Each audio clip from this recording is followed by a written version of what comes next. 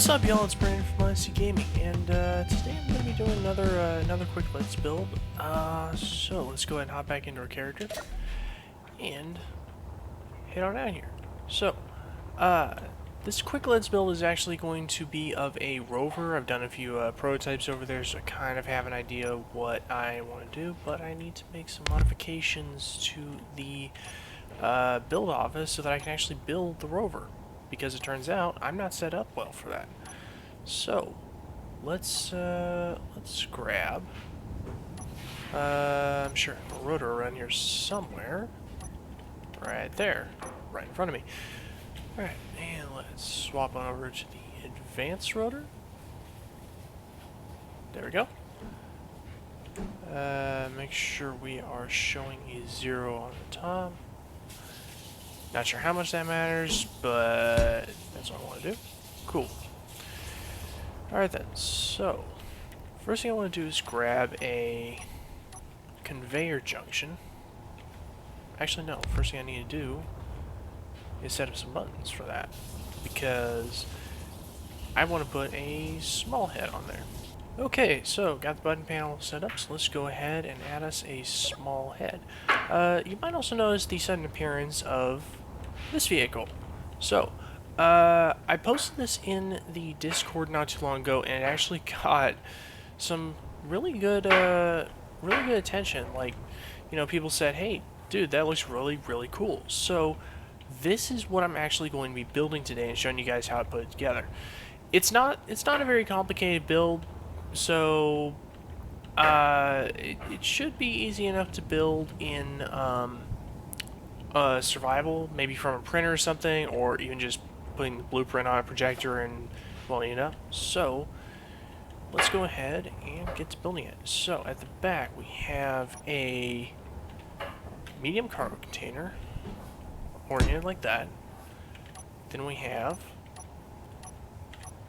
a conveyor junction, which I believe is oriented like so, followed by an oxygen tank. You could substitute an O2H2 generator. I believe those are a little bit smaller, but I kind of want to be able to carry oxygen with me, not necessarily generate. This rover is designed for Pertim primarily, hence all the dusty armor and such, and sort of the Mad Max look to it. So, with a vent on the back, which I can go ahead and add right now, like so. Two of them actually. It'll be able to generate oxygen and let you refill your oxygen bottles pretty well. So first of all, what is the purpose of this vehicle? The purpose of this vehicle is a LAV, or light armored vehicle. I guess you could also call it a scout rover. You could also call it a light transport rover. I think of it as an LAV because it does have 2 guns on it. I did build out a vanilla version of this. I don't like how the vanilla guns look, so I will be using modded weapons for this. So, you can easily just 1-for-1 replace these with vanilla weapons, by the way. Just letting you know. Alright. So, next up, I need my cockpit, which is going to be the standard default cockpit. I picked this one because it's a lot cheaper than the industrial cockpit or the fighter cockpit, if I can. Industrial cockpit or fighter cockpit. Like, even just looking at the list of materials, 1 motor, 2 motor, 15. Actually, yeah, just look at this. So this one requires no metal grids. This one requires 10. This one requires 10. This one requires 20 construction components. Well, yeah, this one only requires 10. So yeah, just a quick glance at the list, and also bulletproof glass. Like, yikes. 40 for that one, 60 for that one. So it kind of makes sense to me that if I'm building a low-cost, early game rover, just to sort of get around the map a lot faster and, you know, protect yourself, I kind of want the cheapest one possible. Alright, so next up, I'm going to need some batteries, and I believe there are 6 on here? Yeah, let's see, 3 on that. No, there are 10 on here. so these are going to start just forward of the gun turret. So it's going to be right here. And let's go ahead and turn mirroring on. There we go. Then I got two more over here in the back. I believe that is where they went. Yep. Ooh, orientation. I don't want the lights facing out. This is more of an aesthetic thing than a functional thing. But I like the lights facing out for more advanced looking builds, and I don't like the lights facing out for more like,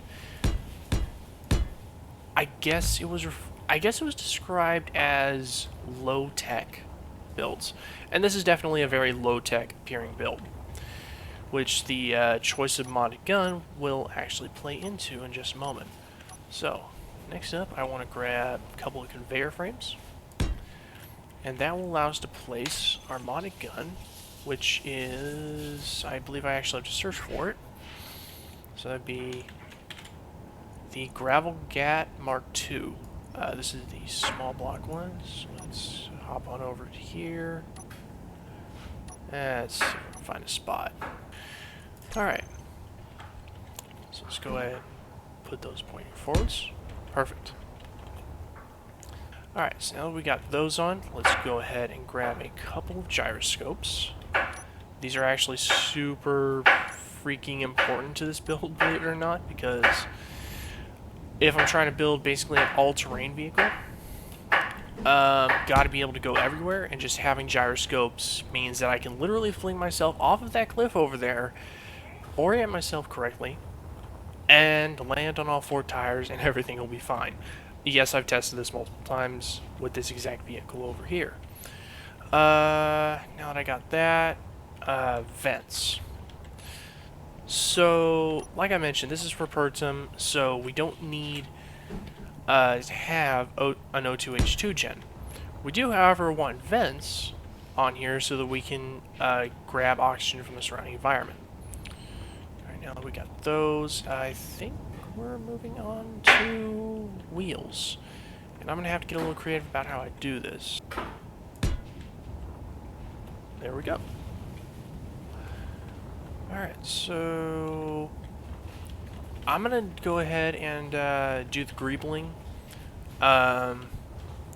Actually, no, not quite yet. I want to detach this first. Let's go ahead and do that. Drive it a little bit away.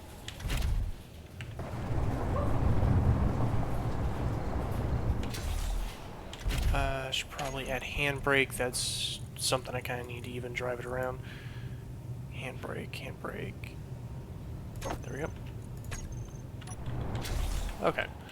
And I'm going to go ahead, take care of the greebling off screen. Mostly because I wouldn't blame you guys if you didn't want to stick around for that. Go ahead and add this connector on the back. Actually, I can do that right now. Just go ahead and grab the collector group. Swap over the connector. There we go. And yeah, it looks like we're time for greebling. Alright, so that is almost a one-for-one copy of this one over here. I did realize that on the back over here under the wheels, there was a slight problem with this being a little too exposed, so I went ahead and fixed that over here, just static up more blocks. Other than that, though, it's exactly what I got it there, minus, you might notice, all these grates. I specifically did not want to put those grates on this version, because this is going to be a different version of the same thing. This is going to be more of a generic militarized version. So, like, imagine this one up here being the, imagine this one being the vehicle that someone Mad Maxed out, and this over here being the original vehicle it came from. Like, that's kind of what I'm seeing for this. So, let's go ahead and grab, I think, our offset spotlight, which actually needs to be up there. Then I can do the offset interior light down here. Interior lights on the back. And I think that's all the lights I got. Yeah, that works. Okay. So now, it's time for a little bit of painting. Now another question. Do I want to put standard turrets on here? Because again, this is supposed to be the original version that one came from. So standard turrets actually might make some sense. Let's see how they look.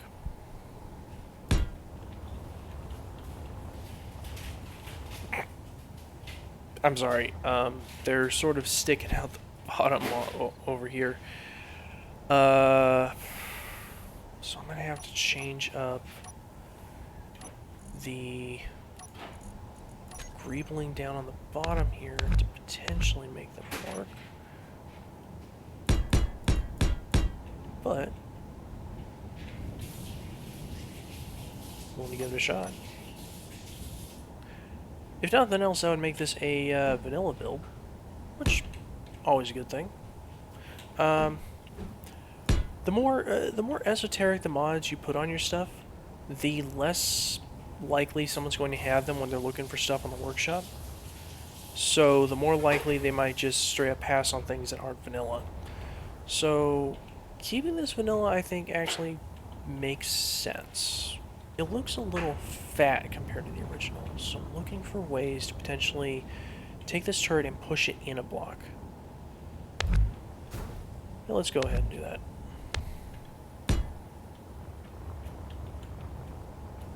Yeah, that looks about right. As far as appearance goes. Ooh, I don't actually need those vents back there, because I can put them almost anywhere. So if I put my other battery right here, and yeah, see what I mean by it not mirroring well? Let's go ahead and fix that. Yeah. Yeah, that looks alright. And let's grab maybe a full block? Yeah, full block works. Go ahead and put that back. And I think I can actually put the vent on the front now.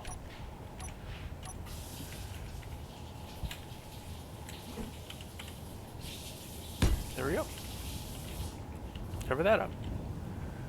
Alright. So, now that those have been brought in a block, sort of lost my accent blocks on the top, but I think that's fine.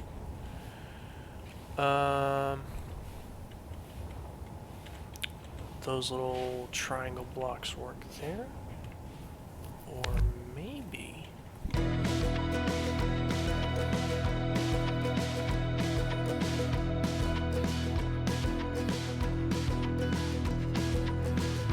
on the off chance I end up cutting out a whole lot of that, all I did was sort of adjust the greebling to suit the guns on the side, as well as hide all the lights from the batteries, gyroscopes, that kind of thing.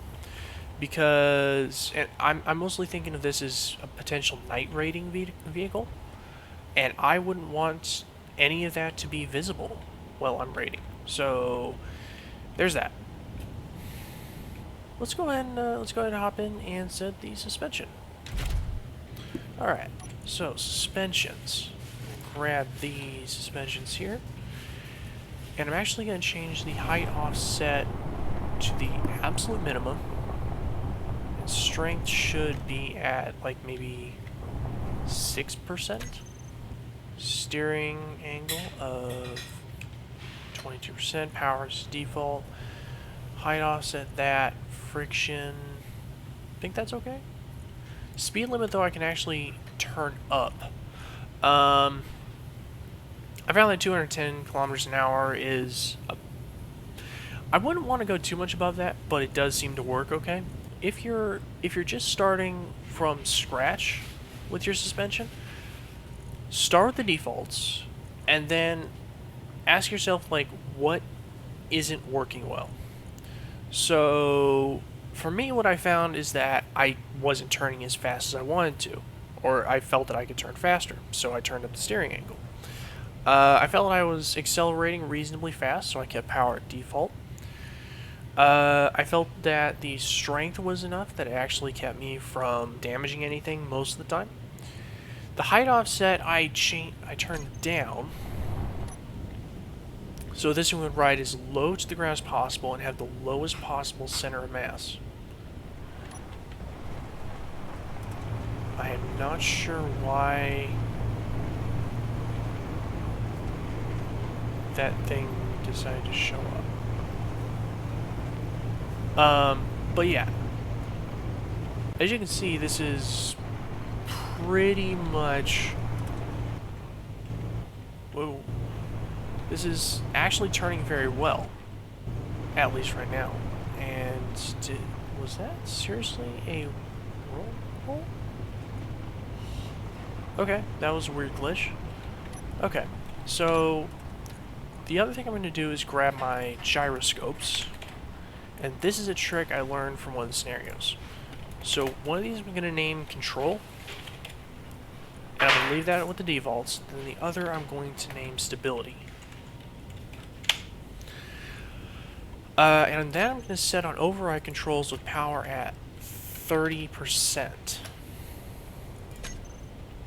And here's what that does. You saw how I was driving before? Now I can control it well enough that I can override any issues. And on a turn, it is pretty much rock solid just driving around. Ooh.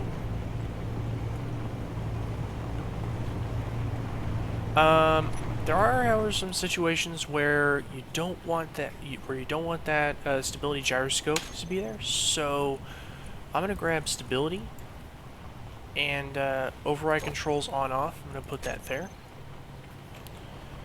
Actually, I might even want to turn stability up a little bit. I believe I had 50% during most of my testing.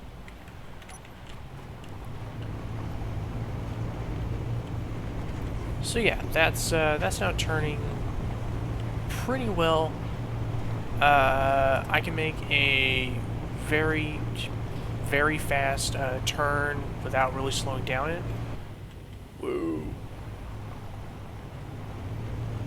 Okay, I'm not sure if that's a me thing or the off-road wheels thing, because that is not... Oh, I know the problem, Okay. Never, ever do this. I accidentally left steering on for my rear wheels. That would explain why it was so unstable. There we go.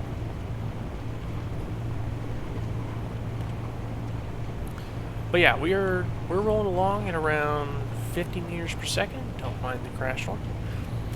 You can even accelerate a little bit further. Pull a full turn.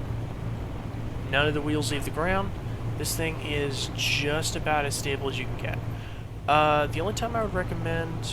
Oh, and I did test the suspension going off the cliff, so if we make a blueprint of this real fast... first of all, let's name this.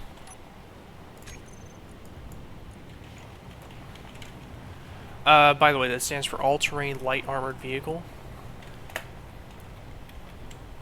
And I believe I'm going to call this Type 5. And as for an actual name, do I know the full context for this word? No. But it appears to mean, if I check again, it appears to mean air or wind, but the Aeras is getting a blueprint now. If I can hit Control B instead of Windows B. There we go. So, let's go over to Control F10? Yeah, Control F10. There's the Aeras. Of course, at a weird angle. Let's go ahead and hop in, and this is what I consider to be the rover test. Like the definitive, is this rover going to survive anything I throw at it test. So we're just going to launch ourselves off a cliff. Going to turn that gyro off. As you can see, control it very well. Boom. Not a bit of damage. I'm also going to go ahead and clean up this before I put it on the workshop, but this is going on the workshop today as the vanilla version of the vehicle I showed off. Ooh, I just thought of something. Nah, no, I'll keep it with the Wasteland DLC for those wheels. But I think with a couple of light changes, that is going to just about do it. So, thank you guys for watching. If you liked the video and want to see more chill gaming content like it, you can hit those subscribe and notifications down below. Also, if you want to support the channel, be sure to leave a like. It really helps me out. Again, thank you guys for watching, and I'll see y'all later.